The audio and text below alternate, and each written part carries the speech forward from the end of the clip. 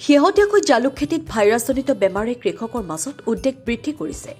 এই ভাইৰাছে জালুকৰ পাতলতাক বিকৃত কৰি উৎপাদনশীলতা বহু কমাই দিয়ে। জালুকৰ লতাত দেখা পোৱা এই ভাইৰাছজনিত বেমাৰত প্ৰথমে লতাৰ পাতবোৰ চুটি হ'বলৈ ধৰে। পাতবোৰ সৰু আৰু ঠেক হৈ পৰে। পাতৰ গঠন চামৰাৰ নিচিনা হয়। কচখোৱা আৰু কেঁকুৰা কেঁকুৰি ৰূপ লয়। পাতত চেগা চৰকাকৈ পত্ৰসৰিত নোহোৱা দাগ দেখা দিয়ে। ফলত সংক্ৰমিত গছৰ উৎপাদনশীলতা কমি যায় আৰু কৃষকৰ ক্ষতি বৃদ্ধি পায়। বিশেষজ্ঞসকলৰ মতে এই বেমাৰৰ সৈতে দুই ধৰণৰ ভাইৰাছ জড়িত হৈ থাকে: কুকুম্বাৰ মোজাইক ভাইৰাছ আৰু বেডনাৰ্ড ভাইৰাছ। এই ভাইৰাছ সৰহভাগ বিয়পে সংক্ৰমিত কলমৰ জৰিয়তে। ইয়াৰ উপৰিও এফিড আৰু মিলিবাগৰ দ্বাৰা ভাইৰাছ বিয়পিব পাৰে। সেয়েহে কৃষি বিভাগে কৃষকসকলক ভাইৰাছমুক্ত কলম ব্যৱহাৰ, নিয়মিত পৰিদৰ্শন আৰু সংক্ৰমিত গছ আঁতৰাই ধ্বংস কৰিবলৈ আহ্বান জনাইছে।